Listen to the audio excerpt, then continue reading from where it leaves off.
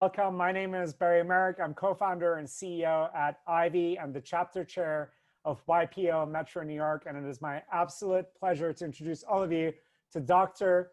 Kathryn Sullivan. Kathryn, welcome. How are you today? Hey, I'm great, Beri. Great to be with you. It's so good to be with you as well. We have an amazing conversation coming up, and I'm so excited to welcome everyone around the world for joining us for this conversation. We are going to be learning life and leadership lessons with Kathryn, who is the first American woman to walk in space. She is a geologist, and her first spacewalk as the first American in space was on October 11th, 1984. She was a crew member on 3 space shuttle missions. And more recently, this past summer, she became the first woman to dive to the Challenger Deep in the Mariana Trench, which is the deepest part of the Earth's oceans. So she has had a truly stellar career, both in space and in depths of Earth. And we're so lucky to have her here. She also very recently published a new book and called Hands on the Hubble. And we're very fortunate to have her here. So Kathryn, I want to kick off by asking you, what led you to write this particular book? What was your vision for it? What was the journey you wanted to really share with everybody? Yeah, thanks for that question. The title is Handprints on Hubble. And my motivation was, Hubble is still alive and operating smoothly today. It's 30 years since it was put in orbit in 1990. I was on the crew that put it into orbit, in fact. But the reason it's still working now is because it was designed from the outset to be maintainable on orbit. That sounds kind of pretty straightforward, but this design concept is cropping up in the late 60s when there almost isn't any such thing as a real space program yet. It's baby steps in the space era. And so the engineers that conceived of the telescope had to have a vision that was light years beyond anything that existed at the moment. They imagined what spacesuited astronauts would be able to do when I think there had been a total of 3 spacewalks ever in history, and 2 of them had nearly been fatal. And I worked on Hubble for 5 years before we put it into orbit in 1990 as one of the spacewalkers on the crew. And the essence of my job with my buddy Bruce McCandless was to look at everything and anything that might break down or fail or need to be upgraded as technology advanced, and make sure that we had all the tools and equipment needed to really replace and repair that in orbit. So not just think about them and list them, conceive of them, build them, test them in space-suited environments, make sure they work, take them out to the telescope itself, which was still on the ground being assembled, and prove by using them on the telescope, every tool fit where it needed to fit and could do what was needed to be done. So Bruce McCandless and I didn't do that alone. Of course, there was a squad of engineers, some from the Lockheed company that were building it, some from other parts of NASA that you don't usually hear about or see on television. And I've said for years that I, along with all those people, we are not the names, we're not the astronaut names most commonly associated with Hubble. Those tend to be the spacewalkers that did the repairs. But we have, in a very real sense, we have a fingerprint. We own every advance that Hubble has made as much as anybody else does. And I later learned those spacewalkers that did the repairs actually did leave visible handprints on the outside of the telescope. So I wrote the book because these engineers are to Hubble what the women of hidden figures are to the John Glenn story. People who made absolutely indispensable contributions, people whose work is the reason it's turned out the way we know the story, and who otherwise would never get their due, and they deserve to have their due. Absolutely, Kathryn. Thank you so much. For me, when I reflect on your journey and the topic we have at hand here, on the one hand, there's this extraordinary human journey that you've led through. And in parallel to that, there's this incredible journey of collaboration and innovation that has led us to have the Hubble telescope and all the advances that we were able to make as a result of that journey. So my goal for today is, by learning through your personal journey, we can learn and reflect on key lessons about both what it means to live a life of achievement and positive impact, as well as what we can do to better navigate as leaders in our journey. So to kick us off, I want to get started with that. Just at the very earliest stages of your career or pre-career, was there a crucible moment or one defining moment or particular inputs that set you on this trajectory to eventually become the first woman from the US to walk in space? Yeah, I think I'll highlight two key moments, but against a backdrop that I think is important to appreciate. I never had a specific title in mind. You know, I've always flunked the test of what do you want to be when you grow up, like give me a label. I had no clue. But the first moment that was hugely influential spans several years, and it's being a young girl growing up in the very early space age. So we're talking, you know, early 60s, early mid 60s. And every weekly magazine, every monthly issue of National Geographic, and lots of television coverage was just filled with the exploits of the early astronauts, you know, Mercury, Gemini, Apollo, building up to the lunar landing. Apollo 11 landed on the moon just a few weeks after I finished high school. And on a parallel track, there was also a lot going on in deep sea exploration. This is the early era of Jacques Cousteau. This is in the early 60s, an era where people were dreaming as much about building habitats on the deep sea floor as they were about flying to the moon. And I took all of that in. Everyone doing it was male, of course, and I think it's thanks to my parents that did not strike me as a barrier issue. I saw people doing this, not men, and that means I can't. So I saw these people that had fascinating lives. They were inquisitive and adventurous lives, and I wanted my life to be like that. So my quandary was, well, what does that mean you study? What does that mean you do? How do you acquire a life like that? There's really not a roadmap of any sort, and there's certainly in that era no kind of roadmap for little girls. So that was, you know, moment number one, and that impetus stayed very strongly with me throughout my life. Moment number two was when I was in my first year at university. I chose my university because it had a great Russian language program. I have a flair for languages, and my first idea of how do I get that life that I've been looking for, that DNA in my life, was, well, capitalize on your language talents and then, you know, somehow steer your way towards that kind of life.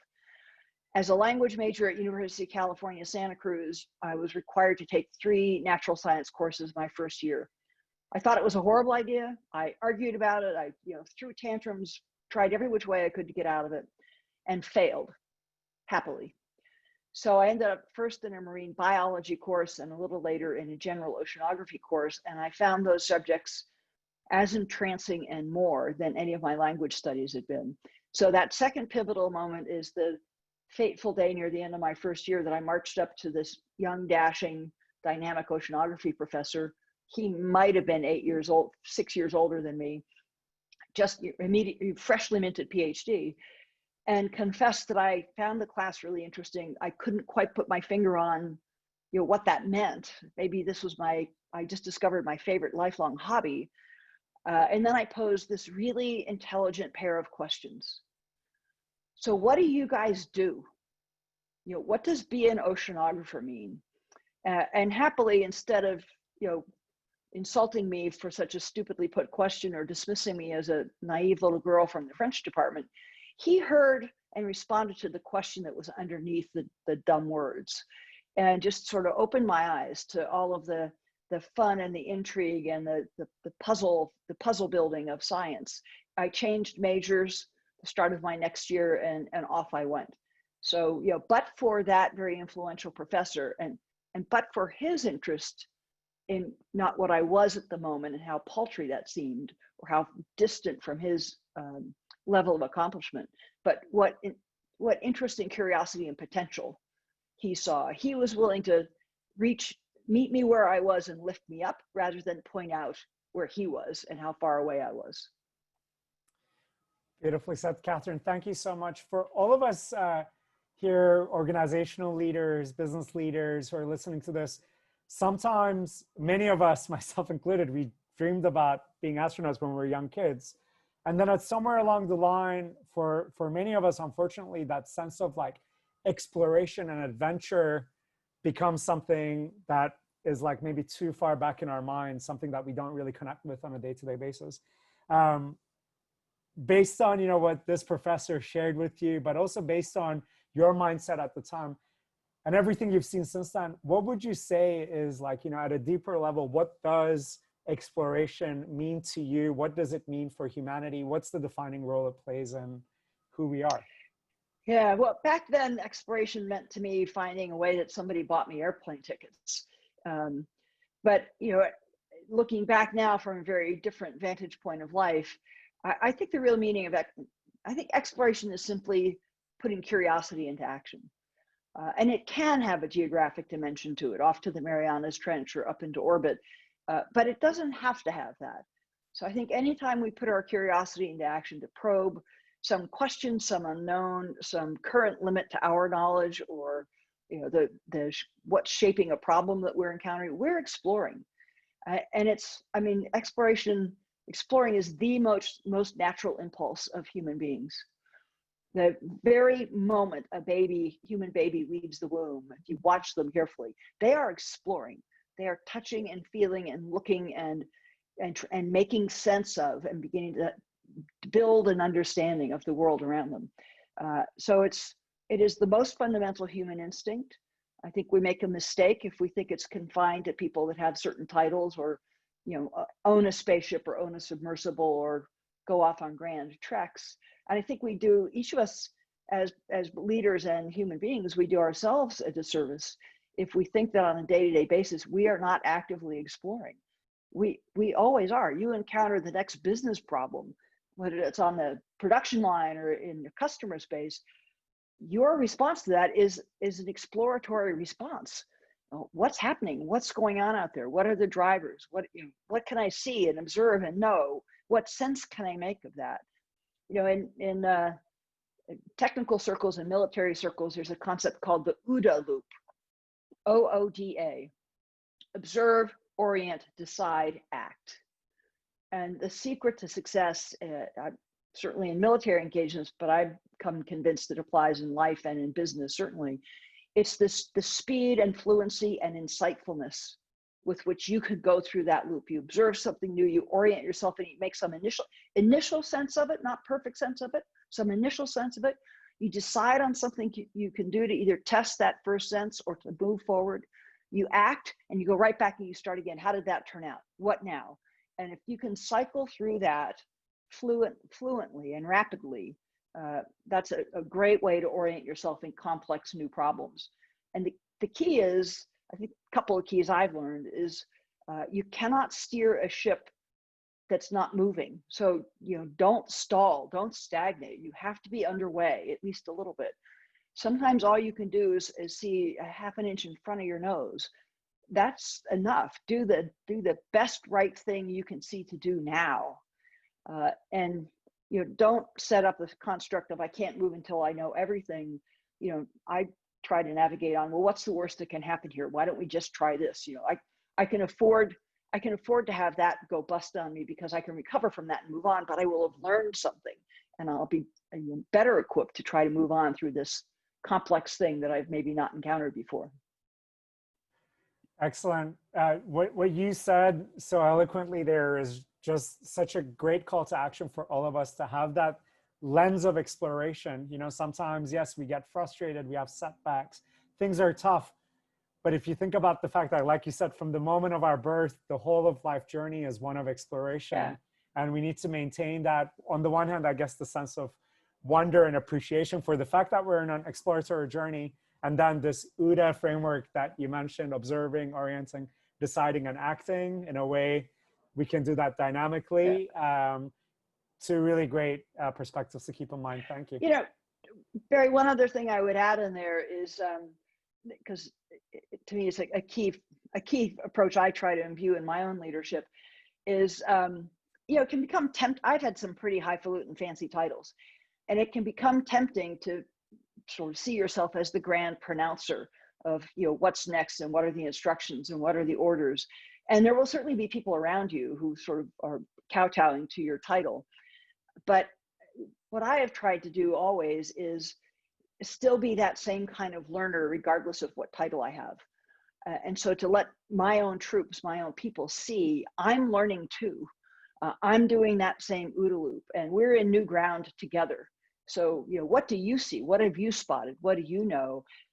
If you can show, I have found if I let my people see I'm also learning, it lowers their barrier to say, hey, boss, I don't think we got this right. Or, you know, this just happened. I think we need to shift course. And it elevates them and empowers them so that I end up with a team of force multipliers, not a team of drones that's just waiting to carry out my instructions. Excellent. Thank you for that, Kathryn. Keeping a sense of that, like, openness to learning, modeling that behavior. And I believe everybody joining us in this conversation, both live and in the recording, these are the kinds of people who want to learn and grow. And the more we can show that to the people we work with, the better we're going to do.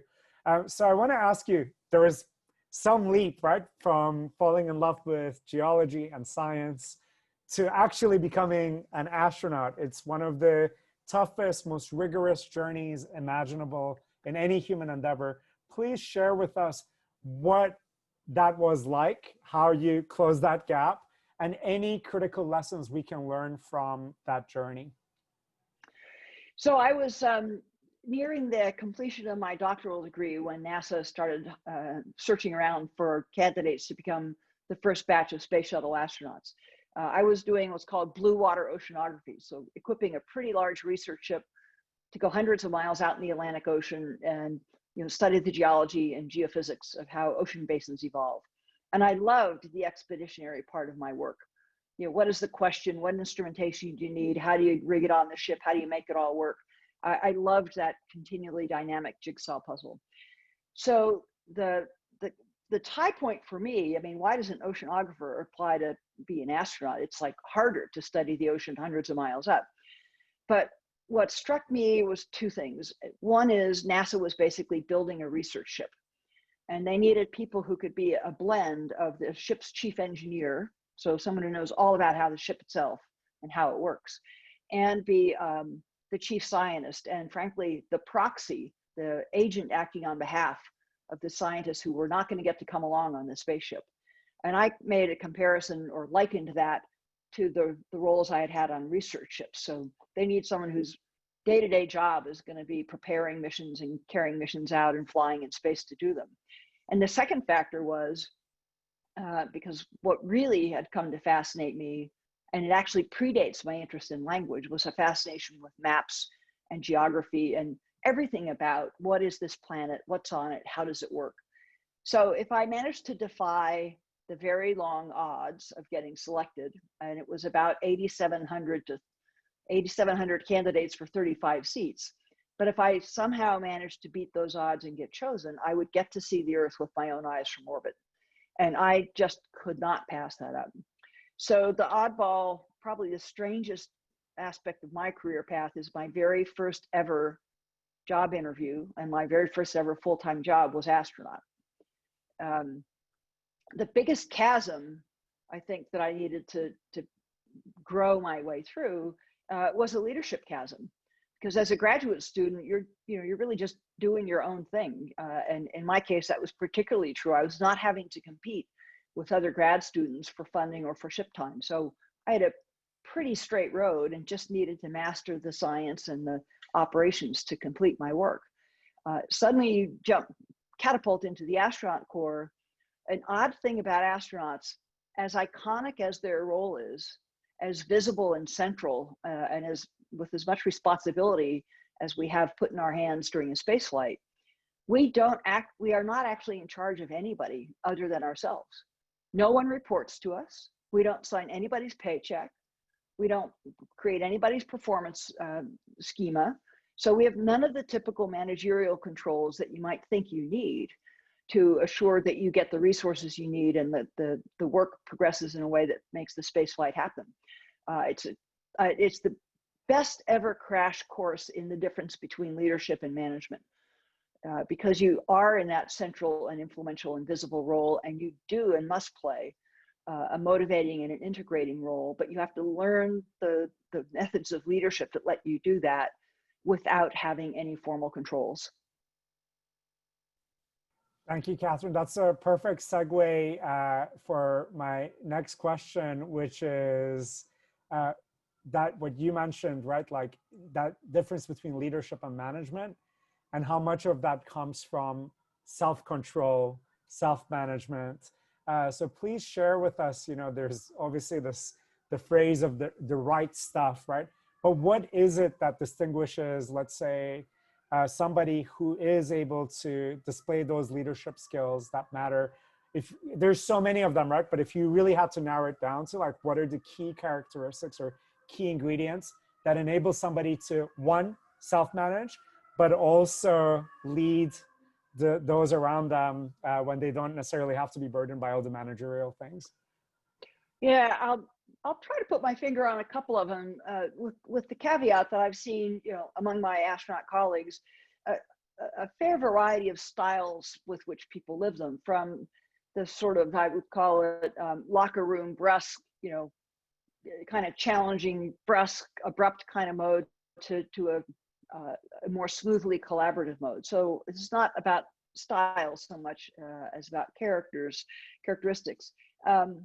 I think one thing is about being someone who can stay very clear, not only about what the purpose to be achieved is, but I can sort of see, the way I want to express this is, you can see below the symptomology to the 2 or 3 really most critical underlying drivers.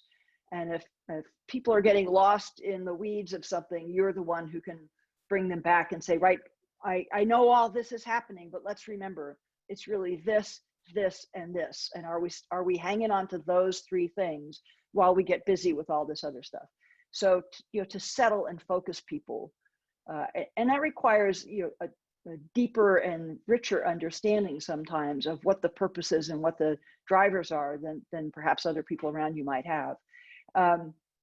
You've got to have, unless you're going to try to implement this just in plain old bully mode, you've got to have some good communication skills and powers of persuasion. And my own view is, I operate with a kind of empathy for the people around me. I believe there's something in you that I can connect this to, that will start an impetus within you that is not just about pleasing me or not just about getting me out of your face. It becomes a drive from within you. It becomes a part of your identity proposition. And in worlds where stakes are really high and safety really matters, and then superb execution really matters, I don't believe, and I think data more than proves, you cannot reach the level of achievement you want in rule-based, procedure-based approaches. You have to make, this is the essence of behavior-based safety in corporate workplaces and everything we did at NASA. Why you come to work each day and approach your job each day with the same standard and rigor that I knew is going to fly on the spaceship, that has to be because of something that comes from within you. It can't be because someone's always watching over your shoulder. It can't be because someone's going to grade you at the end of the day. These enterprises are too complex and too far-flung for those kind of approaches to be the way that you'll reach the results you need. Excellent. Thank you, Kathryn. And the context in which you also had this journey, right? You mentioned 8,500, 8,700 candidates, only 35 seats, but also this was an extremely male-dominated environment in general. So share with us a little bit about that uniqueness of your journey. So no US woman had ever walked in space before. What were the kind of extra challenges associated with that? But also, what do you believe you brought that was unique to the table, given how like kind of skewed to the male side of things, how it was a more male-dominated environment? Yeah. Well, of course, by that point, both my undergraduate and graduate work had all been in similarly male-dominated environments. And I would say I came to NASA with some good first lessons about how to hold my own and how to succeed in male-dominated environments.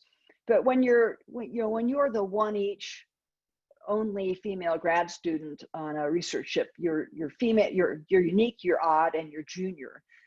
You're not going to sway or really materially affect the culture or the modus operandi of the group around you. You're going to have to if anything, adapt your own methods and own preferences to succeed in that milieu. It's a given and you're not going to change it. When we got to NASA, it's the late 1970s. There were 6 women in our class, as well as 3 African Americans and Asian American. Pretty well all of the men, just a few of the scientists that came in with me, had all come out of military backgrounds. So we still were a small number of people, fewer than 10, going into a strongly established culture that came out of the hard charging, sort of the locker room culture of a military squadron.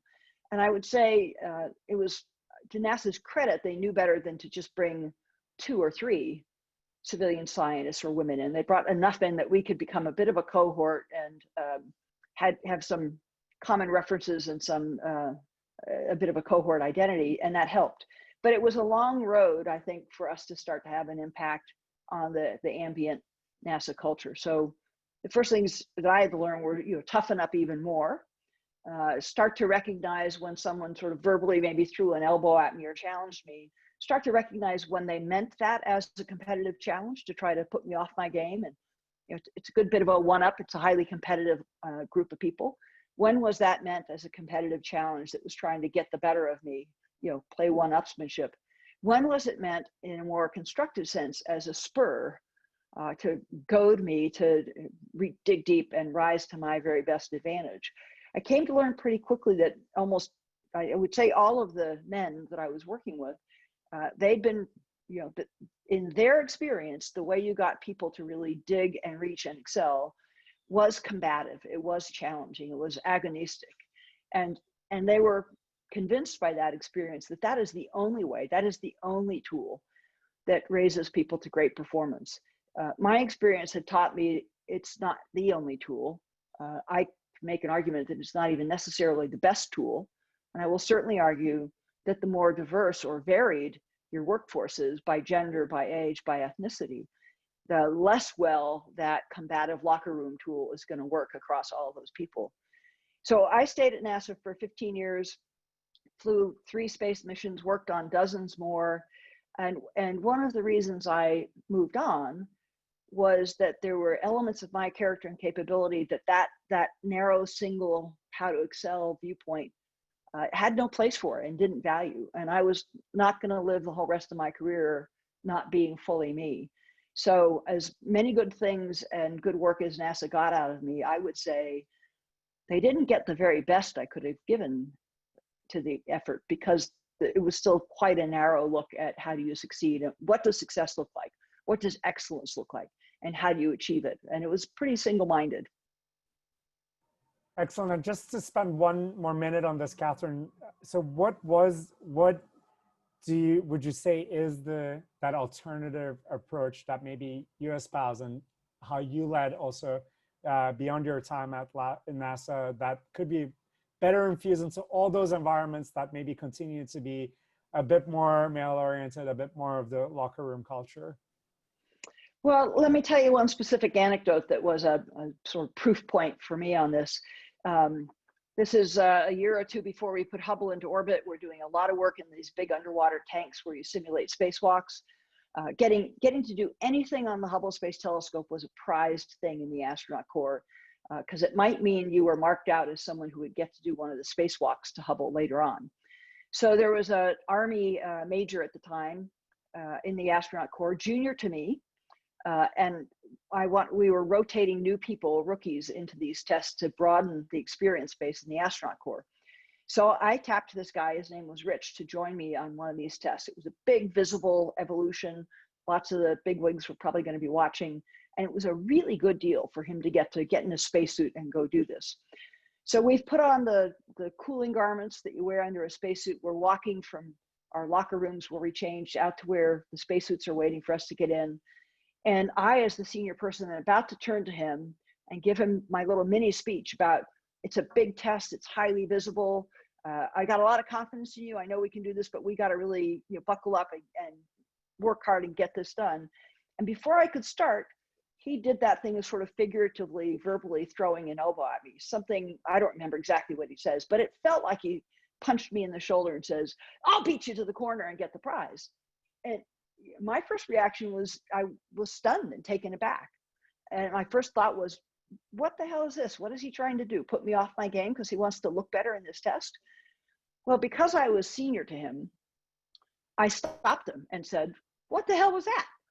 And he proceeded to say to me exactly what I had been about to say to him. He had done that because he recognized how important the test was. And he recognized how great it was and special it was that he was going to get to do it. And that was his one and only known way to say, I know this is big, I know it's important, come on, let's go.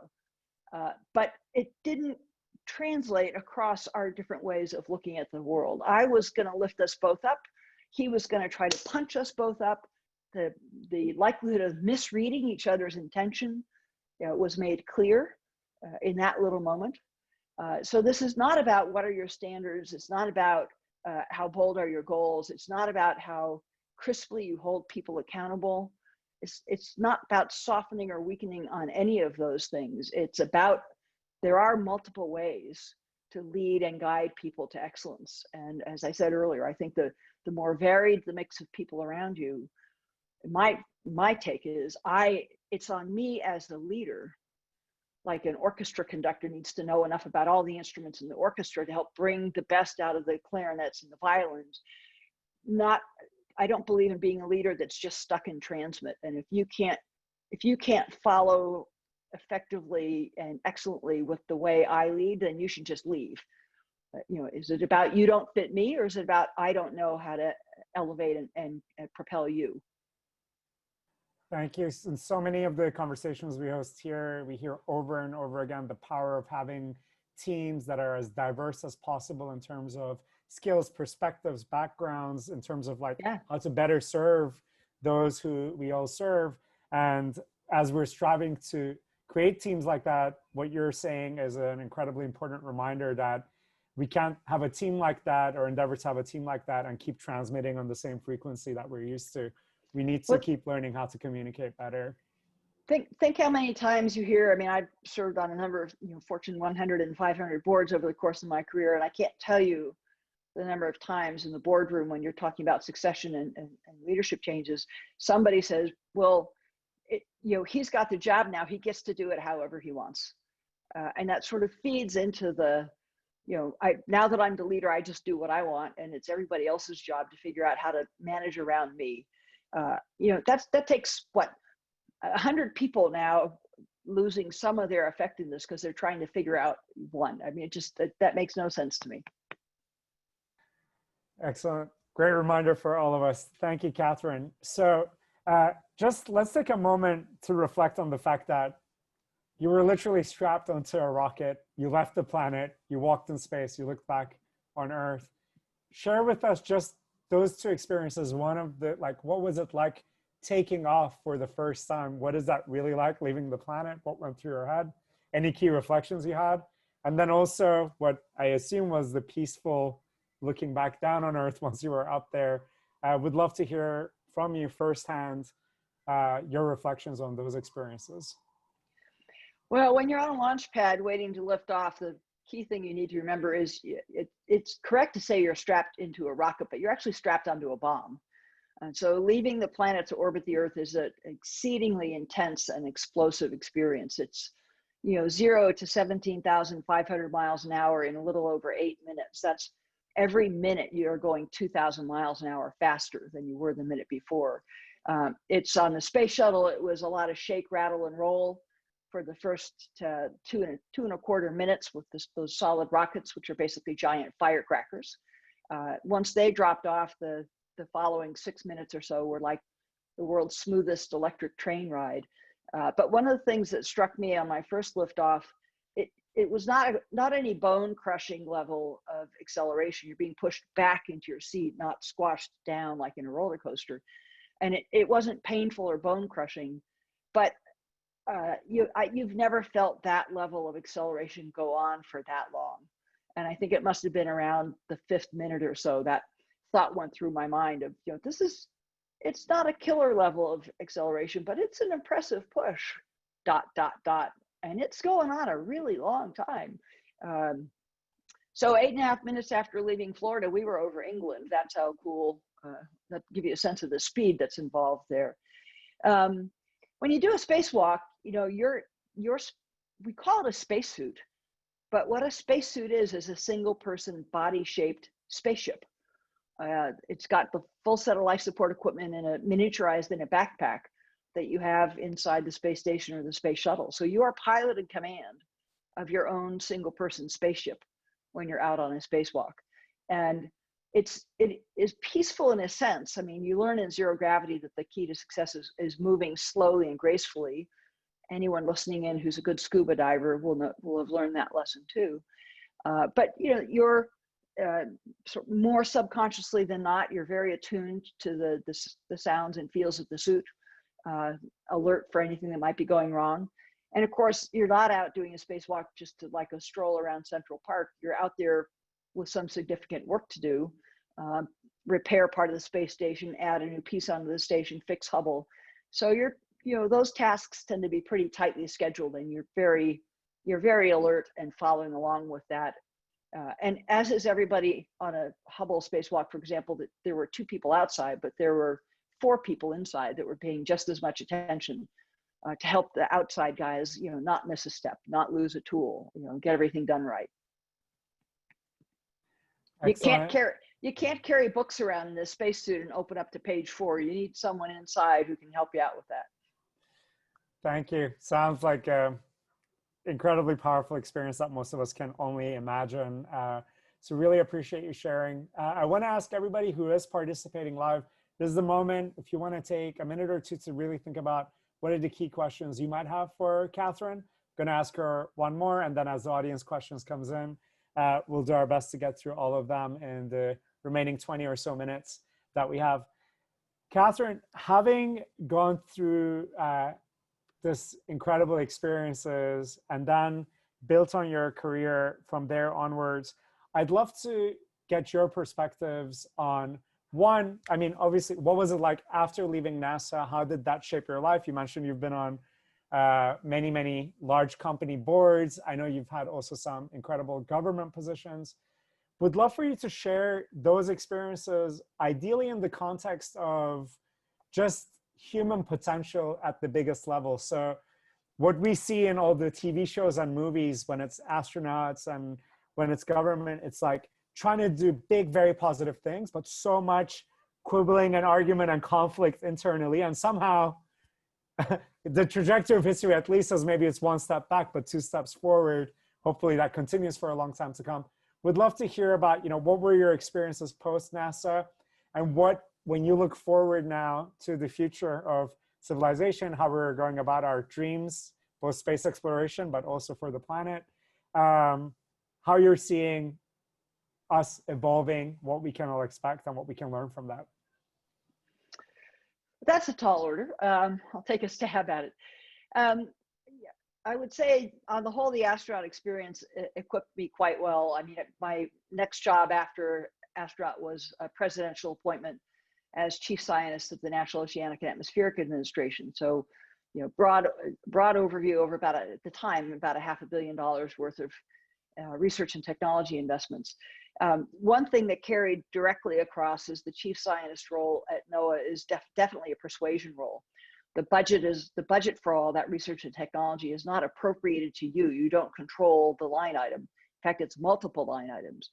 So to be able to formulate some vision or some vision of a research strategy or vision of change, whichever it might be, and persuade people both inside the agency and on Capitol Hill why that change was valuable and important, to be able to then help start the process of translating that down into specific actions that could actually implement that change, and then to continue to be the voice and the push and the guardrails on keeping that moving forward. Had a lot in common with the sort of power of persuasion and force of argument approaches that were needed in the astronaut corps. And similarly, as an astronaut, you don't just have to move other astronauts along the path that's necessary. There's squads of engineers in other parts of NASA and other companies whose pieces and parts are all feeding into this thing called your space mission. So it's kind of all going to meet it's going to come to a head to get in your flight, and it's got to work like the world's best smoothly clinking gears. And oftentimes you as the astronauts are sort of the first people who can see what that's going to have to look like and how precisely that's going to have to happen. An advantage we had in the astronaut corps that we don't have in most other organizations that I think I've learned some ways to sort of transplant a bit is if you, to your point about, but aren't people wrangling and fighting and having arguments? Yeah, and in a healthy organization, in healthy moments, that's really an argument about what do we see as the best right way forward, not do I get to win or do you get to win? Is it my turn or your turn? In the spaceflight arena, one of the disciplines that could break away and strip away a lot of the personal competition BS was, well, let's say as a hypothetical, you and I are arguing about how to do something, and you are arguing an approach that relies on 2 + 2 is 5. And you're a better debater and arguer than I am, and you're louder than me, so it looks like you're winning. There will be a moment coming up to every spaceflight where I will push a piece of paper across the table to you and say, fine, we'll go your way. You sign right here on this thing called a flight readiness certificate that you are attesting that this crew will come back alive. And if you're trying to hang a mission on 2 + 2 is 5 just because you want to beat me on something, when you confront the fact that playing this kind of game could kill someone, that strips a lot of that baloney and the gamesmanship out of people. So one of the tricks I've tried to think through and develop some techniques on is, how do I bring similar kind of motivation, really deep commitment to common purpose, and trust in the commitment to common purpose? How can I bring some percentage of that into an organization where the only stakes at play are how many tenths of a penny per share in the next quarter, or how much your bonus is? Maybe I don't even get a bonus. How can you bring that kind of more committed motivation when you don't have those inarguable stakes? I think there are some ways. I think, again, it goes back to leadership, and as a leader being the voice and the engine that forges that deep commitment to common purpose and expectations of, how are we going to come together to do this work? Are we going to come together with swords drawn? Are we going to come together skirmishing over small things that might affect my bonus over your bonus or my promotion over yours? How are we going to come together to get this work done? Excellent. Thank you, Kathryn. So staying on objective and letting the outcome be the determinant of who wins arguments, as opposed to and if you as a leader see someone who's playing a game for some personal political reason, whether publicly or on the side, I leave to you, but call that person out. You need to be playing for purpose here. You're playing for press release. You're playing for bonus. You're playing for personal something. I need you playing for purpose here. And if you can't play for purpose, go play somewhere else. Beautiful. What a great phrase, actually, to keep in mind to crystallize that whole message, right? Playing for purpose. It explains itself. Thank you, Kathryn. This was excellent. And we have some great questions coming in. So I'm going to dive straight into these. Everybody who's here with us live, feel free to submit in the next couple more minutes to make sure we get to your question as well. First question is from Brian Wheeler, who says, Dr. Sullivan, pleasure to meet you and listen to your inspiring story. I'm very pleased to see the astronaut corps continuing to be involved following their careers at NASA. You yourself are an inspiration for not only women, but for anyone aspiring to reach their full potential. What is your next adventure? Well, if you had asked me this question exactly this time last year, I would not have said dive to the bottom of the Marianas Trench, because that was not something I was pursuing or had on my radar screen at all. It popped up about a month later. So I don't have a big adventure. I mean, we're in a pandemic globally that affects all of us in tremendous ways. I don't have a big grandiose adventure on the docket right now. We'll see what pops up. I do look forward. I do a lot of lecturing for National Geographic on their ocean-going expeditions. I do look forward to the day that perhaps we can get back to some of those and I can go back to some of my favorite geographies. Excellent. Thank you, Kathryn. Good to know that while we were all trying to figure out how to optimize our, how we work out at home, you're actually at the bottom of the ocean. So that is incredible. Thank you. Next one is from David Rusky, who asks, how did you use your knowledge and experience in oceanography in your astronaut career? Did you do any research on the oceans while in space? Yeah, great question. I did not do any of my own research on the oceans, but both my first flight and my third flight were entirely Earth science missions. And so, although oceanography is the slice of Earth sciences that I specialized in, the broad remit of Earth sciences has always been of interest to me. So we had a synthetic aperture radar on my first flight that was investigating, really trying to learn how to use radars like that to better study geology and forest cover and oceanography. And on my last flight, we were studying the chemistry and physics of the upper atmosphere. So I always enjoyed, I was a co-investigator on one of the radar experiments on my first flight and a co-PI on one of the atmosphere experiments on my third flight. And that was about as much of a fingertip as I could get back into research while still serving as an astronaut. Thank you so much, Kathryn. Next one, the question is, how do you think the privatization of space with companies like SpaceX will affect the future of space travel? Well, the idea here is for NASA to shift from essentially running the airline that goes back and forth to low Earth orbit to buying cargo space or seats to move things that they need moved back and forth to low Earth orbit. And the vision, the optimistic vision, is that there will be enough of it, a real demand function to go in and out of Earth orbit, that there will become, this will become a bit like commercial airlines. I'm frankly a little skeptical on that point. I think it'll be a very long time before there are genuine customers that are not just governments needing to move people or cargo back and forth for different national purposes. A niche tourist market, certainly, but that'll be like adventure travel to the South Pole or Mount Everest. That won't be like, American Airlines or Emirates. But that's the vision. And if that proves out, and Elon Musk and company are doing a pretty good job of bringing the cost of getting to low Earth orbit down by a significant amount.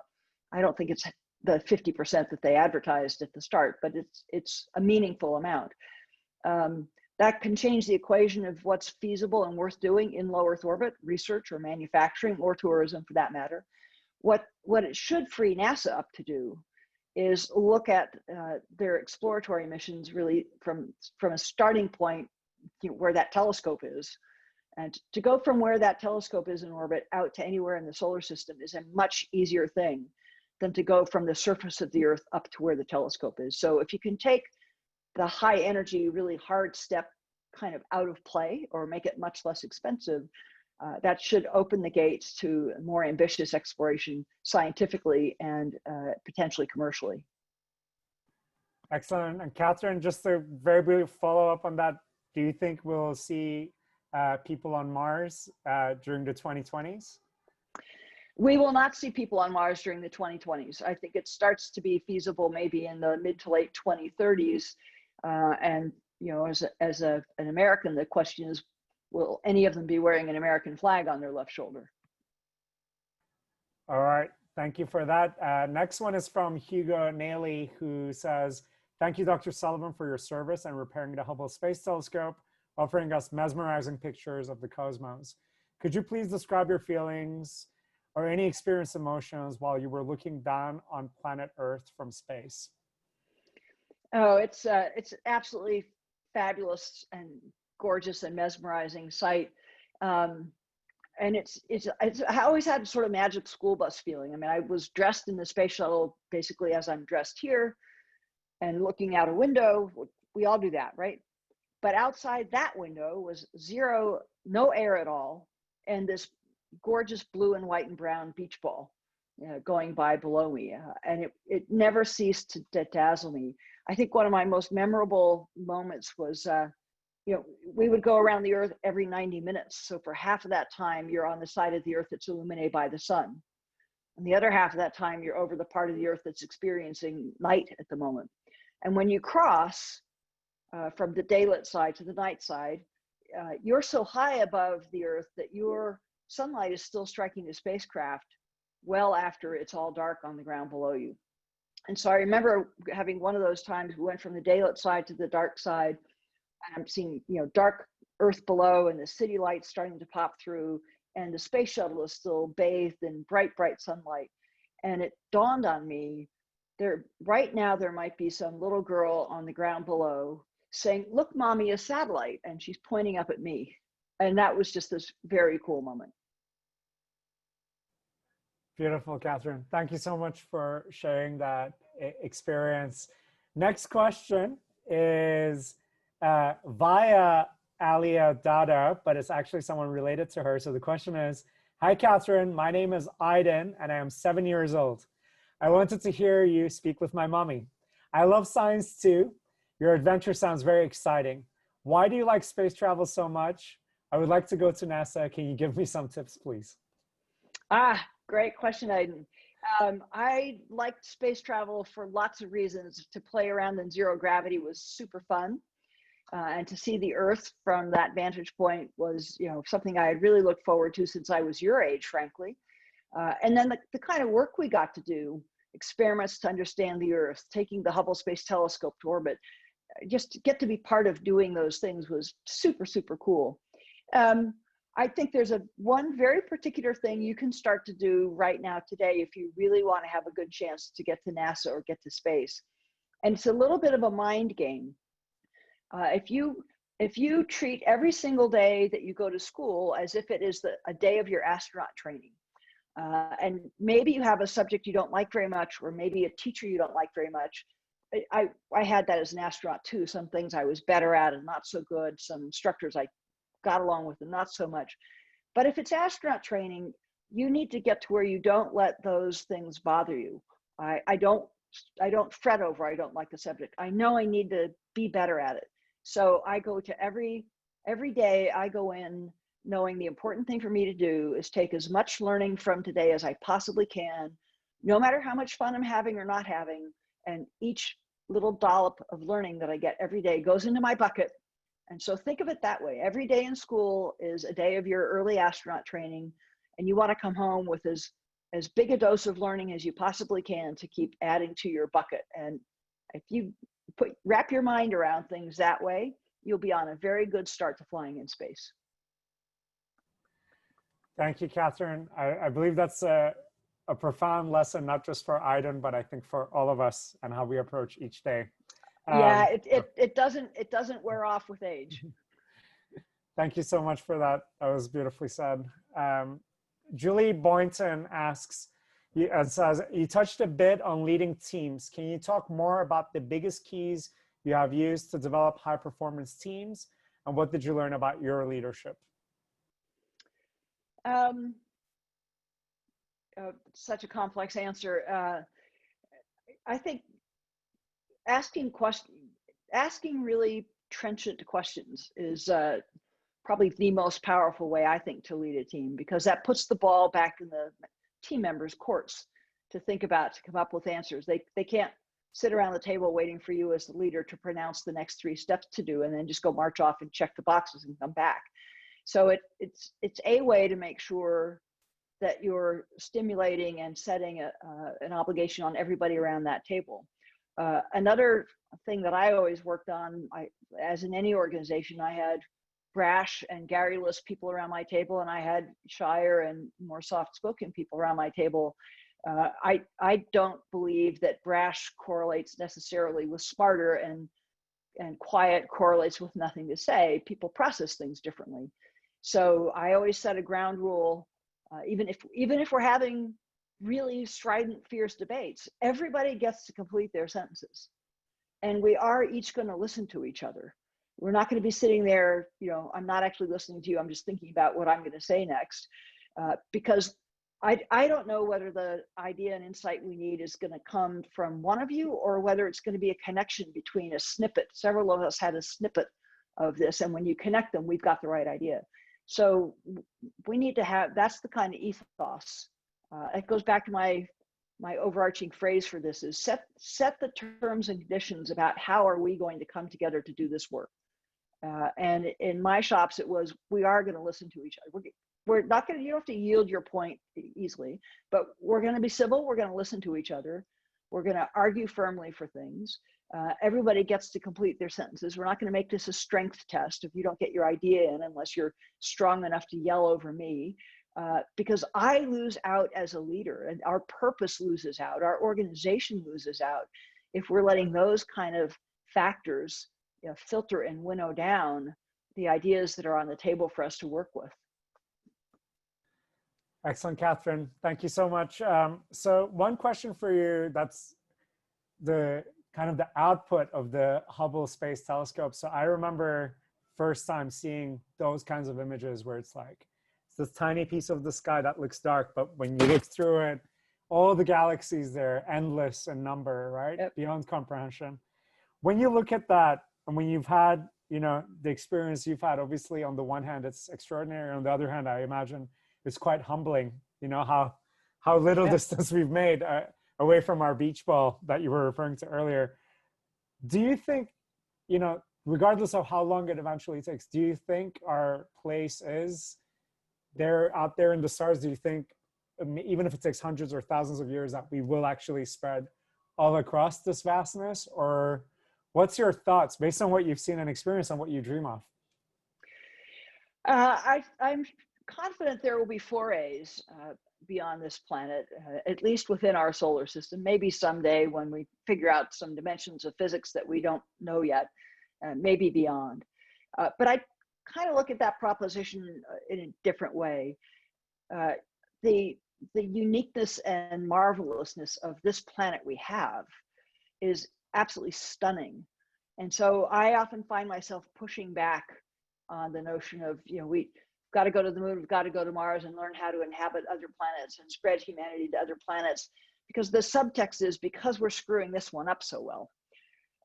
And if we put, a fraction of the ingenuity and investment into living more wisely on this planet and stewarding it better, it is a miraculous little dot of life, as far as we know, anywhere, not just in our solar system, but in our universe. As a geologist, I look at the geology of Venus, the next planet in from us, and Mars, the next planet out. And there are signs that both of those planets may once upon a time in the past have been habitable to some forms of life, probably not human beings with BMWs, but some form of life. They're not so now. And so that's a cautionary note that this planet will be fine. There will always be a third chunk of rock, third rock out from the sun. There will always be one of those, no matter what we do on this planet. The question is, what forms of life will this planet be able to support those millennia into the future? And our actions today can play a significant role in what that answer turns out to be. The planet will be just fine. It will be here. It may look a lot more like Mars or Venus in that distant future than this verdant, beautiful planet we have now. And a lot of which way that goes is down to us. So I'm a bigger fan of let's do a better job living on this planet rather than let's build a lifeboat and escape to another one. By the way, that will be the epitome of a small gated community if you buy that lifeboat theory, because it will not be 7 billion human beings that escape this desecrated planet. It'll be some lucky few hundred that get to go off and try again. They won't have an easy go of it, by the way, but they'll get a second shot at it after we've screwed this one up. And I think I find that an immoral proposition. Thank you, Kathryn, for galvanizing us to appreciate what we have on this incredible planet. Thank you for also enabling us to expand our inspiration and perspective through your experiences, both your leadership and your spirit of exploration. Just to end on a final note, I would love to, just if you want to share briefly, if there's anything our community can do to support you in your endeavors. You've been so generous with your insights today. We'd love to be there for you as well. Well, thank you very, very much. I'm quite actively involved with the Astronaut Scholarship Foundation. It's catapulted a number of vibrant young kiddos, both into aerospace careers and into other pathways as well. It's that transportability of the kinds of skills and insights you get around space professionals that have really gone a long way. So that's certainly one cause I care about quite a bit. And yeah, then by personal example, I mean, all of you are really building tremendous enterprises and developing and learning many of the same lessons in your own arena. I trust and hope all of you, whenever you have the chance, turn around and share those insights with people who are younger than you and still figuring out how to cut a path through life. You're wonderful examples to so many people around you. Thank you for that, Kathryn. And I want to recommend to everybody Kathryn's latest book, Handprints on the Hubble, an astronaut's story of invention. Thank you once again for being here to firsthand share with us your journey. And we're always here for you in any way that we can support. All the best to you, Kathryn. Thank you, Beri, and thank you all for joining today. Cheers. Cheers. Thank you, everybody. See you all again soon. Bye-bye.